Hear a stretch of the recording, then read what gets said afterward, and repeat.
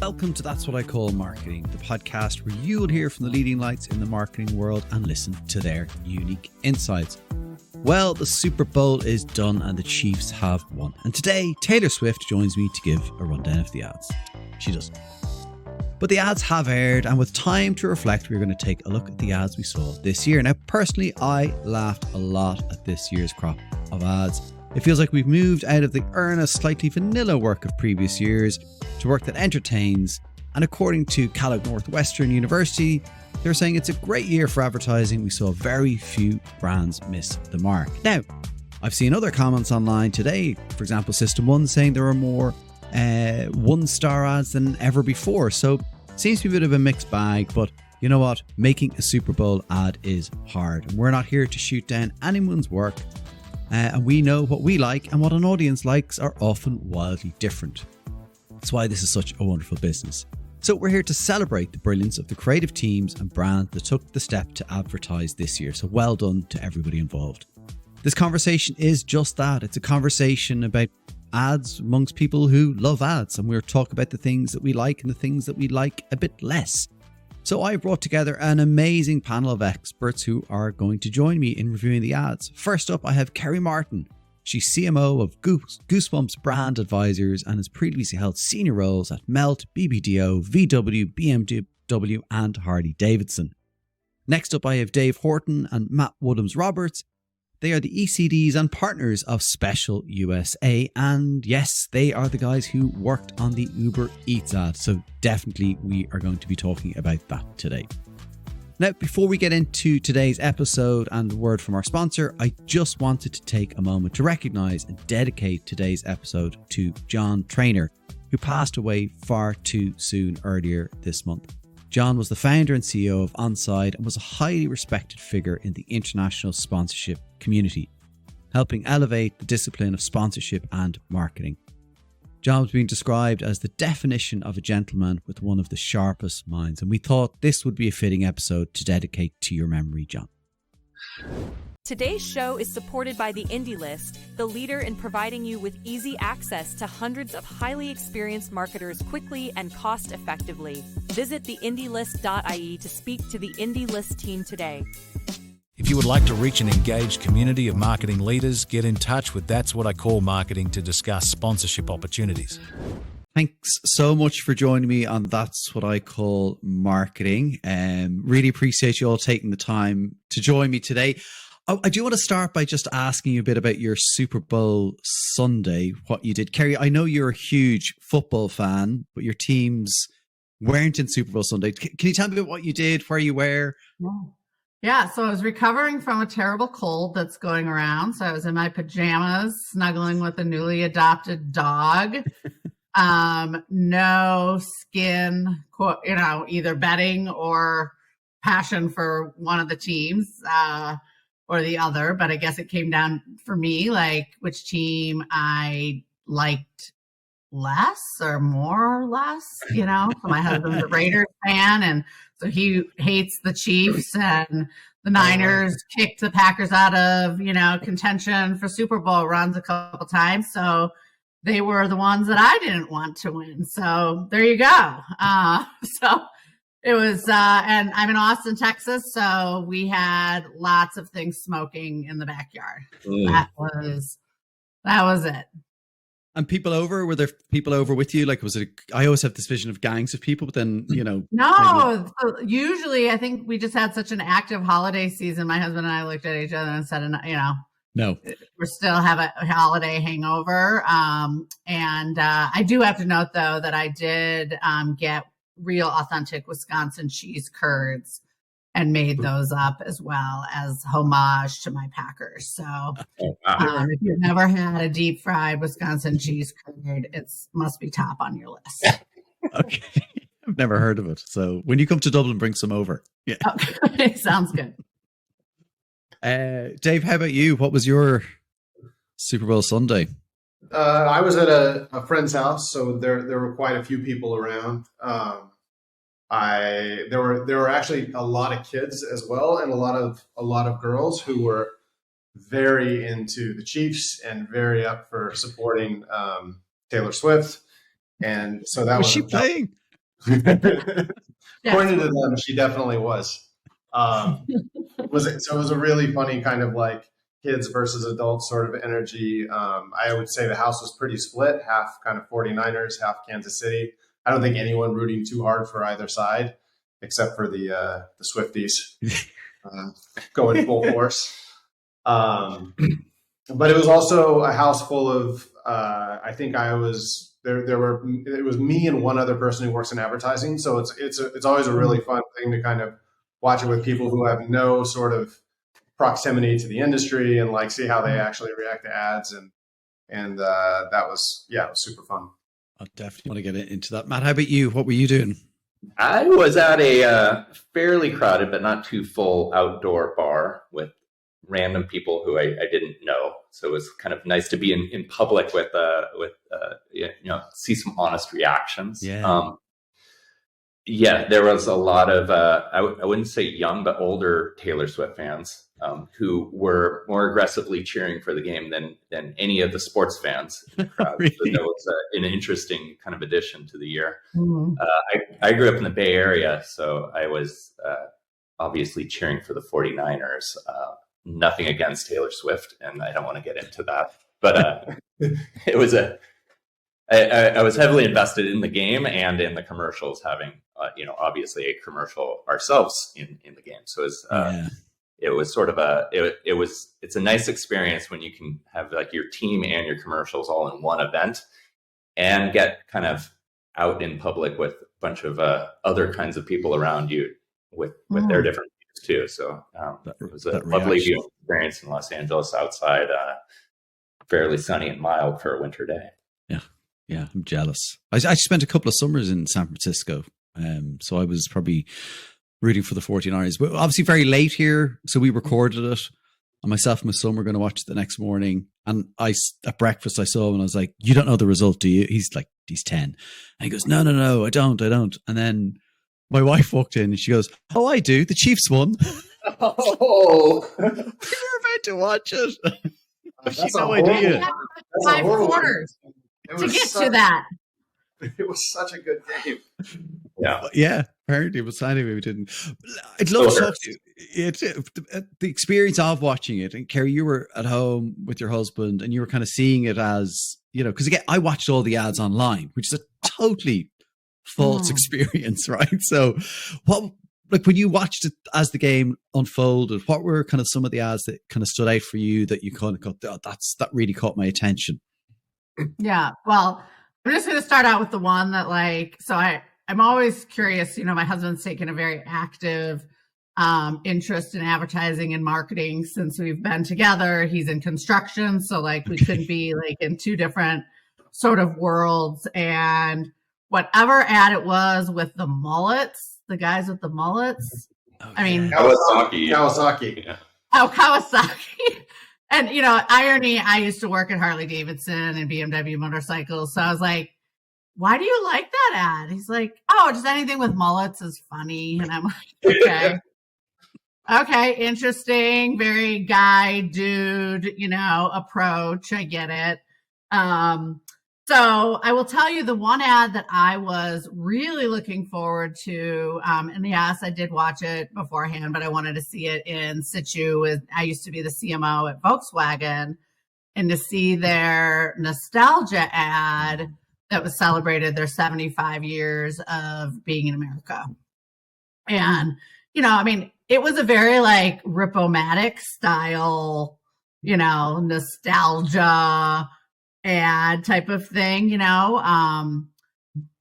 for me, I just there was no story idea, creative surprise that I'm used to with Volkswagen, which really was the essence of Volkswagen. But it was a beautiful ad. I think the thing that was interesting though, was that there were no American auto manufacturers. So that was a big, not one US based auto manufacturer advertised this year, so they were all foreign.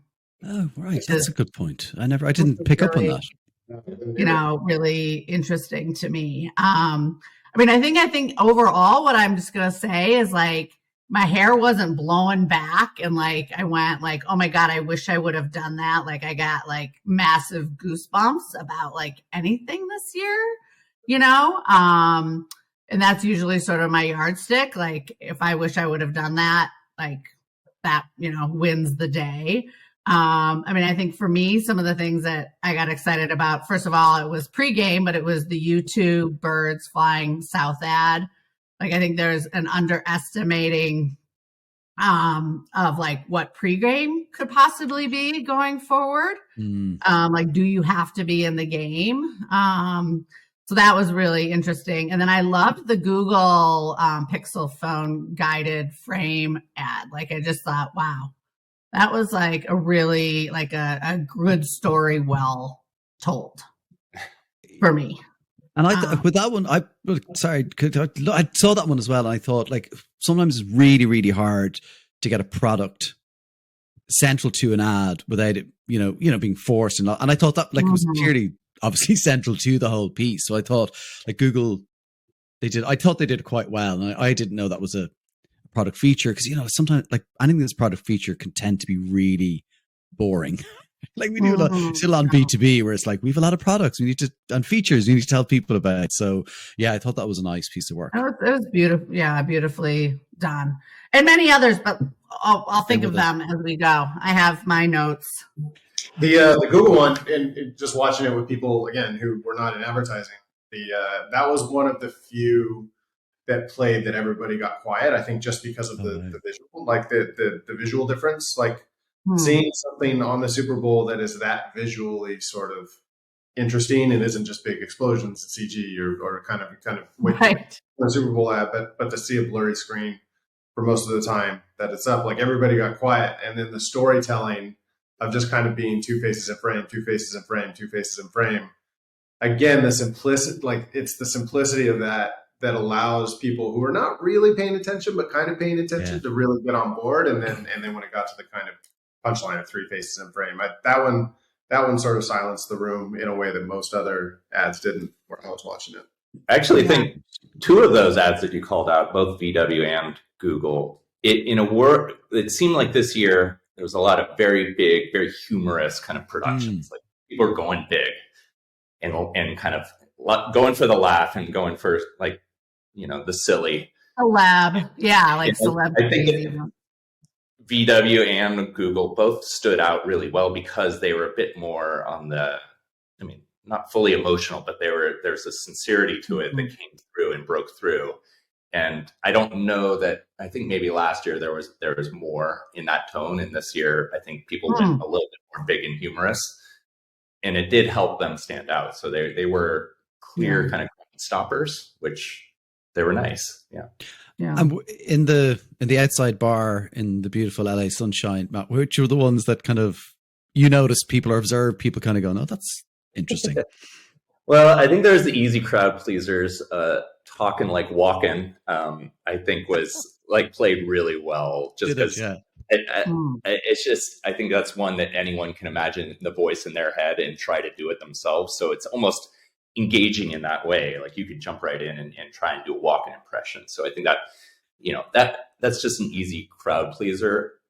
Similarly, I think the State Farm with Arnold Schwarzenegger with the Good Neighbor, it's something it's simple and easy to repeat. And I think you can kind of play along with that. And I thought those played very well. Yeah. To a somewhat well lubricated crowd at the bar. Who has to get people to do their own impression. Yeah. Did Pizza Hut were people repeating the Pizza Hut as well? Because I was like, oh God, that's new. Then the other one that it seemed to like people seemed quite into cheering for were just the religious ads. And it was, I think, in a different way, just kind of jumping into like, oh, that one's for God. It became a bit of a game. Like, is this one going to be for He Gets Us or Scientology or Timu? Yeah. Oh God. Yeah. Timu definitely wins the most annoying like award on my. How many spots do they buy? we were trying to figure out if that was a regional thing or if they actually bought that many Super Bowl ads and just ran the same thing over and over again. I don't know if you guys saw 4 Temu ads that were exactly the same thing. Well, I read that they did. I read that they bought 4 of the same spots. Yeah, I mean, that was a really interesting strategy to get people to talk about it. Because the first time I played, nobody talked about it. Second time, people were like, and by the 4th time, everyone was like, I'm going to check out what Temu is. What is this like thing that they keep running? Okay, so sorry. What they lacked in production value, they invested in media. Yeah. That's for sure. It's like 30 million to buy the spots, 30 grand on making it. Yeah. It was, is Temu big there? Cause like it's pretty huge here. Like it's very popular here. I'd never heard of Temu before personally. I was sitting next to a woman who was like, I always thought that was a scam, but if they can buy that many Super Bowl spots, maybe it's not. So I'm reassuring to her that it's a legitimizer. Yeah. Yeah, well, it's not. So it's definitely aimed at women. So you guys aren't the audience per se, but I will say that it's really kind of a weird, like it's a Chinese company, and so there's a lot of people who are kind of like, they're mining my data. They're going to know everything about me, kind of like the TikTok, type of. Paranoia, if you will. So, I mean, I have bought a few things on Temu just to test it out because I was really curious, but they're not on like my high online shopping list by any means. I mean, it's shockingly cheap, like weird stuff, and like, so that's kind of their shock and awe volume, is that. Yeah. It's like my daughter bought my wife eyelashes for her car as a joke Christmas present, and I think they cost like €2, and like but you're like, none of this makes any sense. It's like sustainability, like none of it. Just stop. You mentioned kind of I guess themes, like it did feel to me this year that it was more about entertain, lightness, humor, having enjoyment, because I think we went through a couple of years where it was a bit more earnest and serious. Definitely coming out of COVID, it was like, it was all pretty vanilla-y, I think, for a long period. Do you think that's a good thing? Were you guys happy to see kind of that enjoyment and entertainment come back, or do you feel if everyone goes that way, it's a challenge? No, I love that. I love that companies were taking big swings at entertainment again. That it feels like. Because the thing that people love about watching ads on Super Bowl is that companies get outside of their comfort zone and they swing for the fences, and they don't feel like the ads that you always see. And I think the last couple of years, the Super Bowl has lost a bit of that crowd pleasing sort of nature, and when they just feel like kind of responsible or somber or normal ads. I mean, definitely the tearjerkers have their place, but for companies to take huge swings at entertainment, like that's the thing that makes it the event. And I think you kind of need that for people to look forward to it, for them to want to talk about it. So I was really glad to see kind of the big swings again. Yeah. Matt. Yeah. I think celebrity was a big theme. Like I don't remember so many celebrities. I think there were that not only were they at the game, but they were, all the same ones were in the ads. The one ad that I thought was really, and this is a category that rarely advertises on the Super Bowl, really was the Popeyes ad. Popeyes finally has wings. Mm-hmm. I thought that was that was well done with the celebrity, got the point across, and that's restaurant category, either quick service, generally doesn't do very good stuff. So I did not get that ad at all. I didn't understand that at all. I was like, am I missing something? Did this guy, like the actor, I recognize him, but I couldn't place him. And I was like, is there a joke about him as an actor, or have I just, was I reading too much into it? I was totally lost. So he was frozen in time, like cryogenics. And so they finally thought him out, and all these things had changed over time. Right. I was definitely overthinking it. Yeah. Okay. I definitely thought for that joke it would have been good to pick somebody who was sort of frozen in our collective memories from like we hadn't seen them in a couple of decades or something. Like I thought that was a bit of a missed opportunity with casting. I mean, I agree. I thought the idea was really funny. The idea of like we live in a better world now and kind of bringing that to life in an entertaining way. I just thought it would have been nice to see them choose somebody who was like, oh yeah, that person, where the hell have they been? Mr. Like, T, he was in another ad. Everyone was like, oh, he's still alive. Great. yeah. I felt like that as well. I was like, oh, good to see Mr. T. I agree with the theme of celebrity was kind of, I mean, obviously Super Bowl, it always comes with its celebrities, but it seemed like celebrity was even more potent and powerful this year. What was nice was the use of celebrity. I think people aren't just putting celebrities in their commercials. They're actually doing some really creative stuff around it. And like Michael Cera for CeraVe, I thought was just really hilarious. And that one played pretty well too, with everyone. And, just it didn't feel like just a spokesperson. I mean, there's a joke in there. It's tied right to the brand, doing nothing but talking about the brand the whole way through. And it was hilarious. Yeah. And it was a social forward. So I think there was an interesting theme there was that was like a social forward campaign first, right? And then it backed it up with a commercial. I think we'll start to see more of that, but like, I mean, Arnold was another kind of one. I mean, a little bit more of a teaser. And I think that, that whole theme of teasers is interesting. Well, I mean, the Super Bowl is not just a Super Bowl broadcast anymore.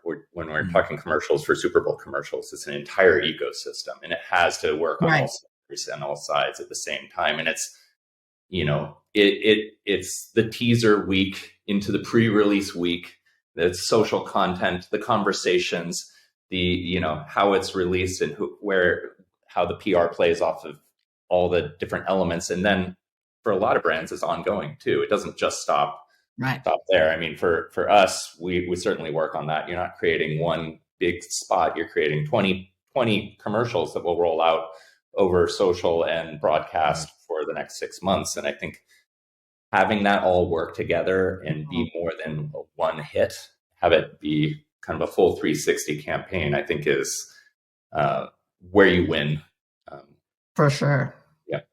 And that's one of the things certainly here, we won't see. And it was a question I was going to ask is, are we seeing, like, is there more of that where it's not just like a one-off, millions and millions and millions, one ad? It did feel like there was more to them. And then even maybe tied to that was some level of consistency in some of the brands that were reusing celebrities they've used before. So like the Scrubs in T-Mobile, obviously the Dunkin' Donuts with Ben Affleck, and that felt interesting to me, is that like you're kind of now saying, well, how can we be consistent even by creating a new piece of work that's going to cost a lot of money?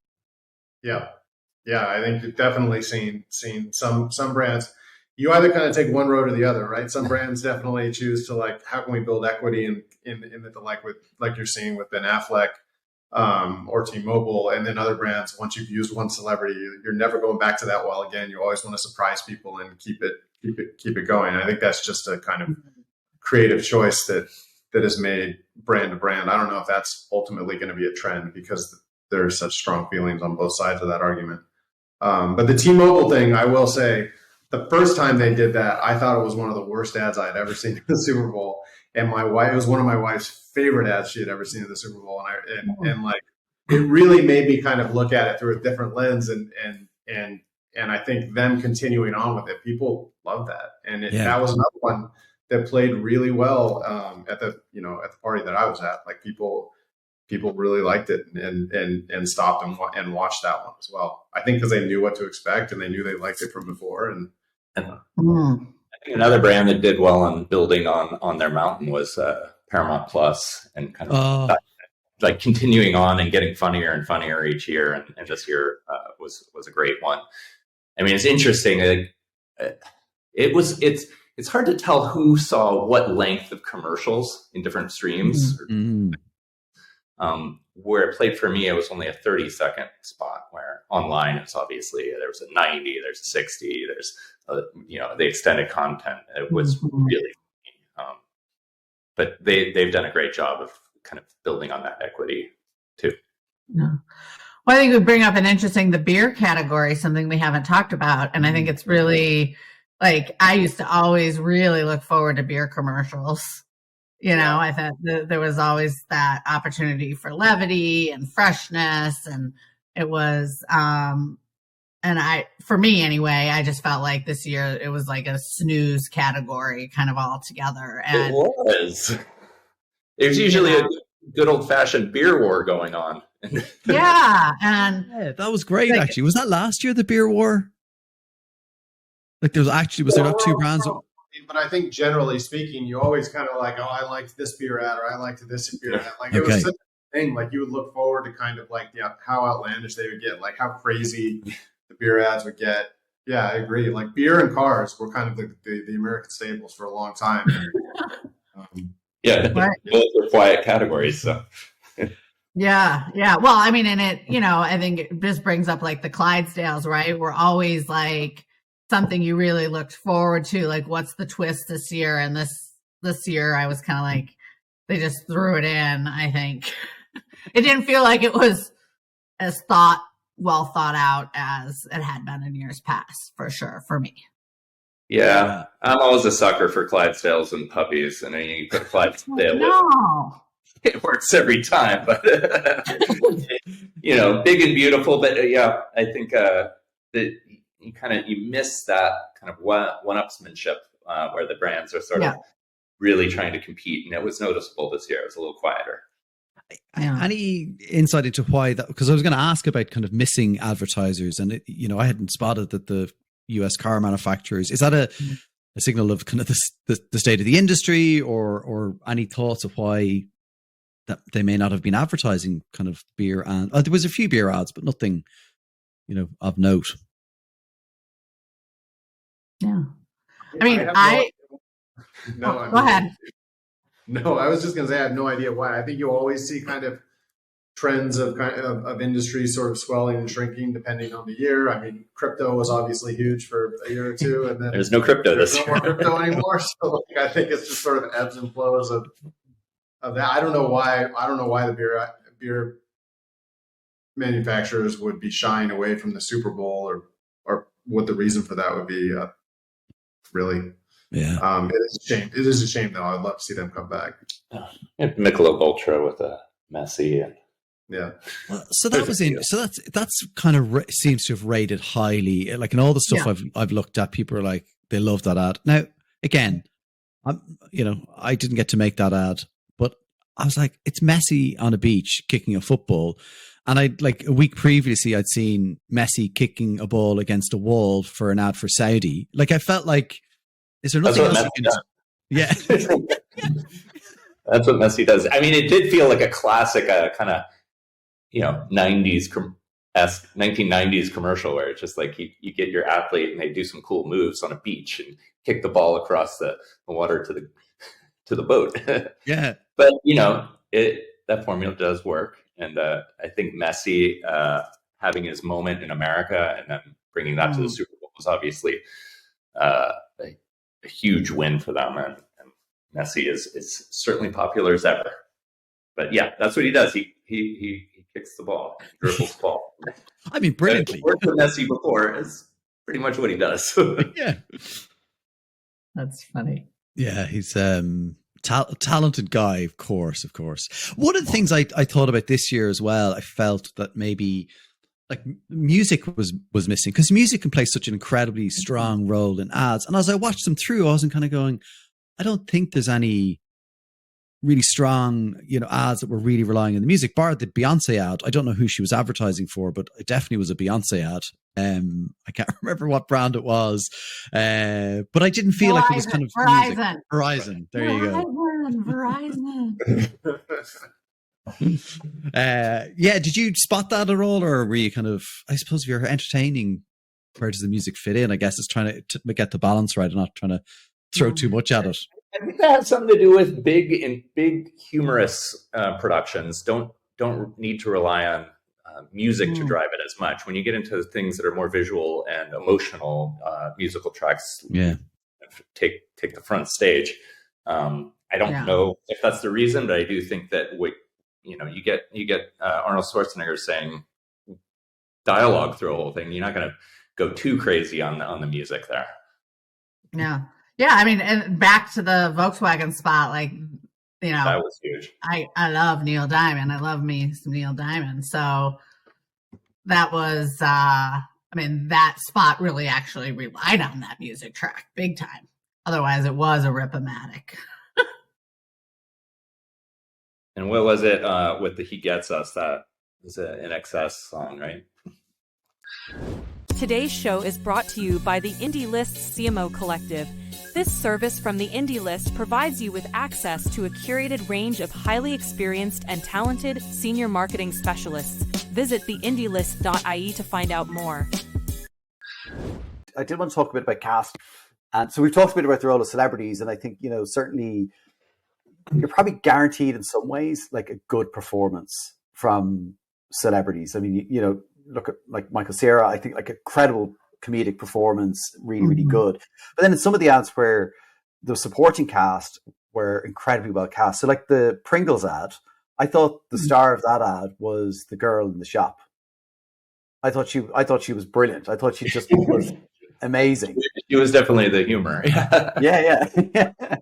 I loved at the end, but like it's incredibly hard to kind of, you're putting so much money in this, like the casting. Do you think that's not a only reason why, but like working with celebrities that are actors, there's a known entity there, even though it costs a lot more money, but like that, that kind of certainty that you're going to get a good performance. Partially, but I think that's more about tapping into their fan base. Like a lot of it is like, how do you not only kind of create an ad that's great, but create an ad that fans will want to see because it celebrates the thing that those people love about that celebrity. Like how do you kind of tap in on the social side to their fan base and have them kind of want to share the thing that you've created. Like that's a huge part of choosing which celebrity, which fan base to activate, like all of the kind of that lead up to the Super Bowl ad, generating kind of momentum for what you're doing. Those choices matter quite a lot. It's not just kind of who's going to be the funniest person in your ad, but it's going to be how is it going to play within culture and spread. And I still think you need a great idea. Yeah, I mean, you need a good story. Like you can have all the celebrities in the world and a shitty idea, and it just doesn't matter. You need the great idea. I think there is beyond the sort of media channels that these celebrities are and their fan bases that they come with, which is huge. I think they also can be a shortcut to expressing your idea. Obviously, Michael Cera comes on, you kind of know it's already going to be humorous. Aubrey Plaza comes on, and she obviously is somebody known for her sort of deadpan delivery. So having a blast, you got the tension built in. It is a shortcut to storytelling. So when you are looking for a good story well told, they're sort of executional devices that help get you there and get to a bigger audience quickly. When you only have 30 seconds for whatever it is, $7 million, you want it to count. Yeah. It's and actually, then it's interesting that when you see a celeb in more than one ad, like I don't know, if that was me as a brand owner, I remember that happened this side of the world at a Christmas ad. There was a retailer and then an alcohol brand, and the celebrity was in both ads, and neither knew that the celebrity was in each other's ad, and they were not happy. So that's not a good thing. It's not a good thing. That's usually you will be told by the manager. Somebody's going to let you know that they're in another ad. But like we had Usher appear in our ad. We knew that he was also going to be in a BMW ad. We also knew that theirs played before halftime and ours was coming right after halftime. So we were kind of playing with that dynamic. But we went in knowing, and I think it's pretty important that you know those things.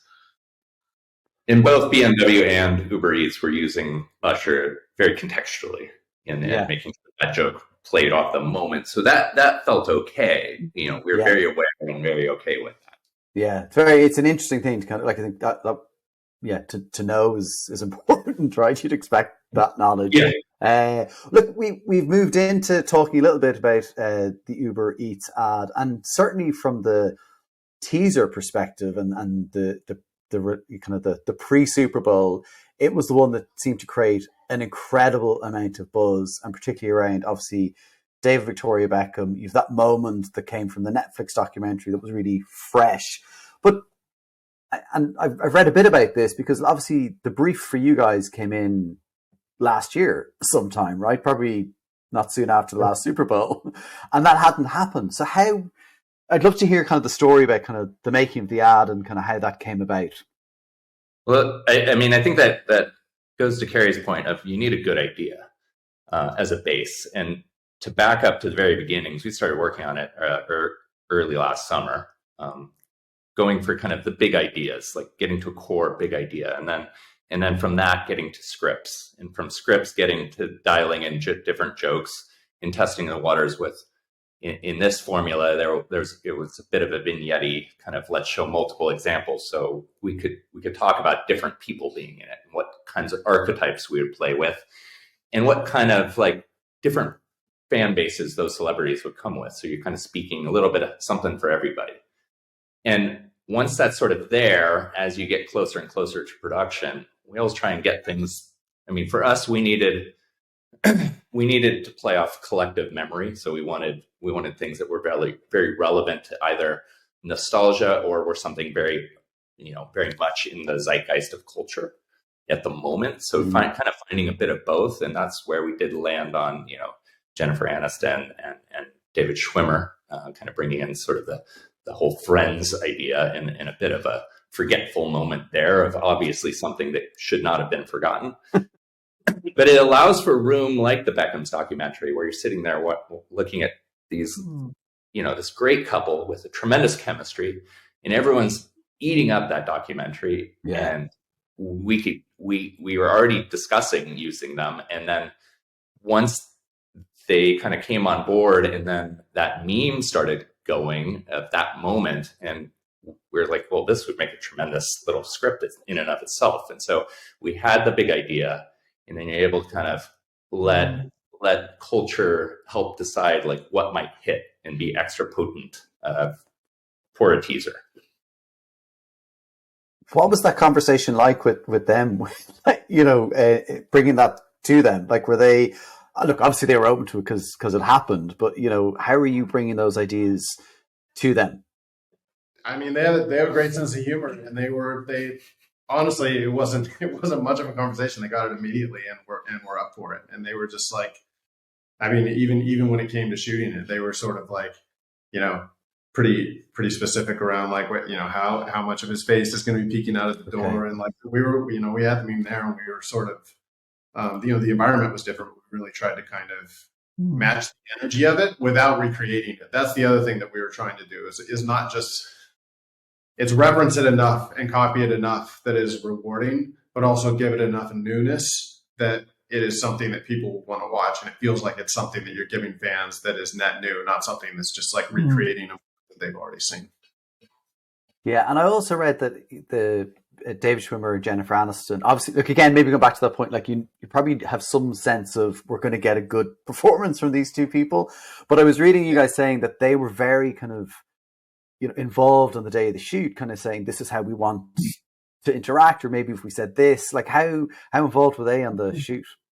Well, I think with any celebrity, what we try to do is have the script there and the ideas on paper, but you work with them to find their voice. How do they say it in their way? And obviously that, they have that dialed in. They work together for 10 years. There is that natural sort of nuance of humor and how the reactions would happen. And you let them build on it, and you let them make it their own.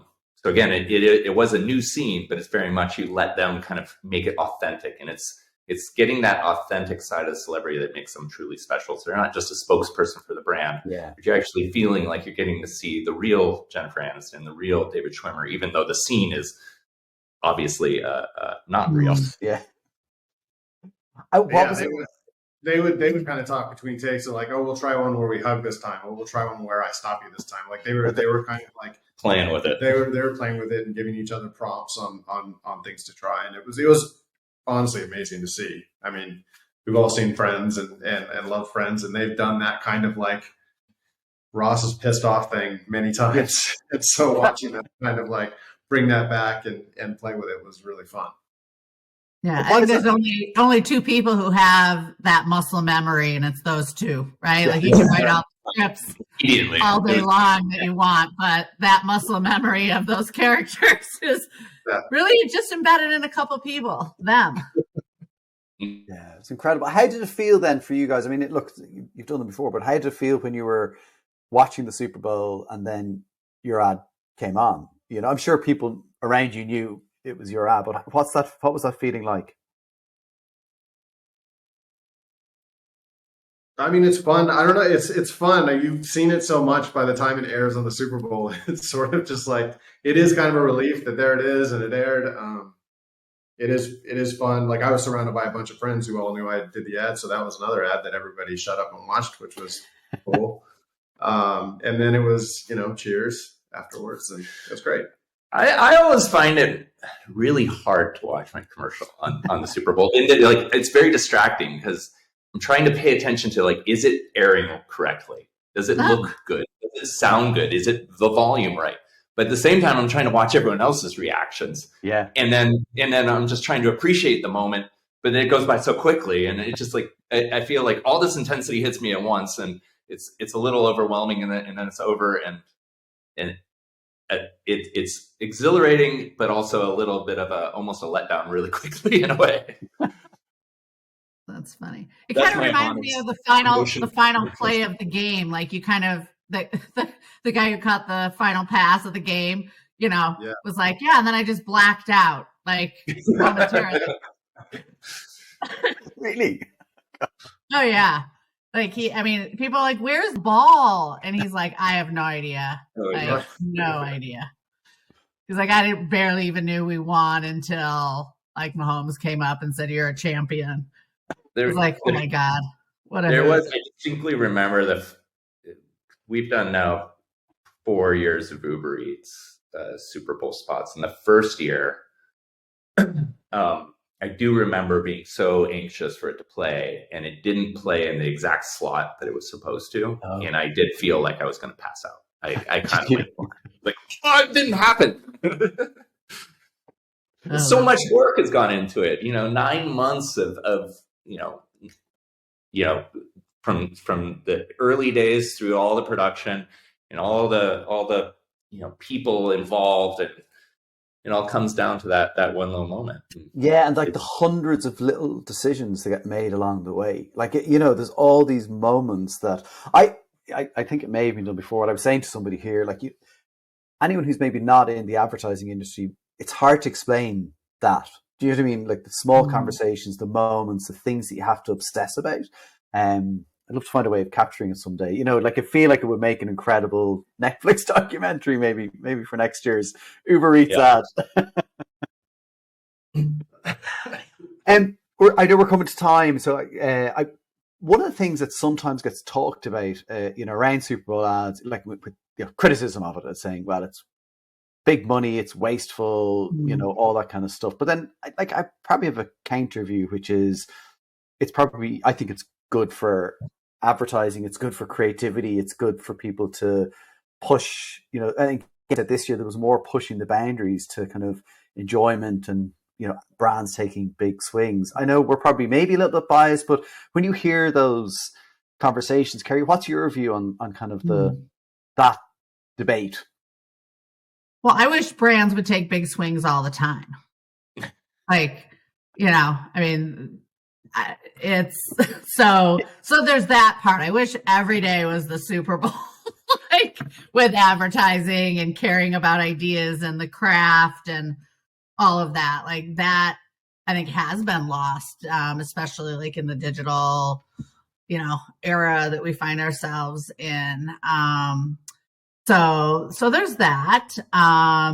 And But I will say there really is, like, for 7 million, it is a platform for awareness.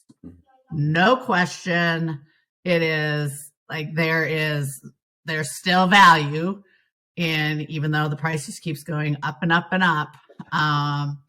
If it's timed right with, certain culture, I mean, I sort of like look at like a Super Bowl spot kind of at the cornerstone of like what's going on in culture, consumer, and then brand, like, and then there's that like big idea that, and, I think that should be a, interesting way of thinking about it all year round. So yeah, I wish the craft and us carrying some, you don't have to spend a ton of money either and have celebrity to have a great idea and like really respect the craft of advertising for sure. And I also will just say that I think it also isn't just about the craft of the ad. It's the craft of how do you take that and extend it into all like the product itself, and, thinking about all of those touch points, that oftentimes we, as in advertising specifically, you don't get assigned to think about, but like, what is that customer experience like? Yeah. Customer service or customer care, or retail experience with the brand. And, that to me is, I think, where we, brand experience is where we really need to start thinking about where this business goes down the road. Yeah. Sorry, I couldn't agree more. I think that, sometimes I think when you mention brand, I hear a lot, people assume immediately that you're like, oh, this person just wants to make a TV ad. And it's actually when you have to think about every single thing. Because again, I remember working, my last place and, hearing someone from sales saying, I sent out an email and I got clip art and put it into the body of the email that said, whatever it was. And I was like, oh my God, like that's the brand. You're the front line of the brand. Like, please come and stop this. Right. Yeah. Yeah. Because how about you? I mean, obviously your agency's been heavily involved with, Uber Eats and big Super Bowl ads, but like, how do you feel when you hear people kind of saying it's wasteful? Well, I think that's just a lack of understanding of what your money is getting you. This Super Bowl was the most viewed broadcast in U.S. history. So not just the eyeballs there, but if you do it right and all the PR that you can get around it with the teasers and the build up to the game and all the brand touch points, like you are putting on display. It is the brand being put on display in such a bigger way than just, a slot for X millions of dollars. Like you're building something much bigger. So the earned media that you get around all that press is where the dollars count for. That is the eyes that are seeing it, the talk, if you do it right, the talk around it, the conversation, the fact that we're doing podcasts about it. Yeah. I mean, this is what you're getting. So that money in the Super Bowl sense, it stretches a long way. And then, how we always turn these productions, you're not just creating one spot, you're creating, content for the next 6 months. So everything that goes into it, yes, the media buy for that particular 30 seconds or 60-second spot during the game is a hefty amount. But what it creates in the longevity of that campaign and what it does for the brand is, I think well worth it for any big player. Yeah. Well, and you brought up like the sales guy sent you, clip art, like, don't underestimate too, especially like in CPG or even in automotive industry, beverage, like getting your distributors and all those folks excited about it. Yeah. So like Oreo, I think is an interesting, we didn't talk about it. I thought, interesting insight. It was a little bit more of like your insight is showing ad, but I love when people say that. I was kind of curious about what Oreo was going to do, but I just will say that, like, having worked in automotive, like if you as a manufacturer and OEM don't sell cars to dealers and dealers sell cars to humans, right? And you're not getting those dealers excited, and this sort of tiering happens everywhere, right? Like unless it's a real direct to consumer model, like you have to get the retailers excited, the HEBs, Kroger's, Targets, Walmarts, and, there's no kind of bigger way to do that. Say, hey, we're in a Super Bowl ad. Here's the point of sale. I mean, that's where it all like really knits together, and the rubber hits the road per se, is that it becomes this like catalyst for a lot of other touch points and conversations with people who actually have a great impact on your business. Yeah, so true. Yeah. Dave, I'm going to ask you the last question. Is you've just kind of come out of making the ad, seeing the ad, putting it live. Do you get to sleep for a few days now that it's all over? Yeah, I'm going skiing. I'm leaving in 2 days. I'm going with my family, and we're gonna go skiing. We're gonna go skiing. Excellent. I think there's a bit of downtime, but honestly, a lot of things get pushed to the side, especially in the final kind of month of sort of like getting everything out. And so right after, you sort of are reminded of all of the things that you procrastinated on and pushed to the side. So we're kind of heavily like getting back up of the rest of the job. Enjoy it for a little bit, but then back to work. And there's so many people involved through the agency and on the brand side. From, it's not just a creative team, obviously, but the work that it takes from the business affairs to account team and producers. And I mean, there's a lot goes into it, and a lot of people who are going to hopefully get a nice big weekend. I think Matt told you this, but we're also, especially at our place, like there's so many people that are just sort of like in it. We ended up delaying our holiday party, and we're gonna have a kind of February holiday party this year, and all kind of get together and blow off some steam. Yeah, celebrate the great work. Well, listen, thank you. Thanks so much for joining me on the special episode. I love talking about ads. I could do it all day long. Love talking about the Super Bowl ads. Great to hear your views, what you enjoyed. Kerri, thanks so much. Dave, Matt, thanks a million for joining me. Thank you. Thank you for having us. See you. Bye. Until next year. Yeah, next year. Exactly. Annual. Well, that's it for this episode of That's What I Call Marketing. I hope you enjoyed hearing about the Super Bowl ads that Kerri, Matt, and Dave enjoyed watching this year. The ones that had an impact, the ones that maybe fell a little bit short. Kind of the state of the industry as it was represented in the ads. Where we had ads that we didn't see that we might have missed this year. Kind of interesting for me to hear about the US car manufacturers. I don't think I'd spotted that. And of course, hearing about how the Uber Eats ad was created and getting behind the scenes look with the guys at Special Group. So thanks so much for listening or watching That's What I Call Marketing. If you would like to get in touch, visit that'swhaticallmarketing.com. Of course, that's where you can find all our previous episodes. You can link with us on social, Instagram, X, and LinkedIn. And of course, please do give us a review. It makes such a huge difference when you review or rate the show. Helps us really find a new, engaged audience and community of marketers just like yourself.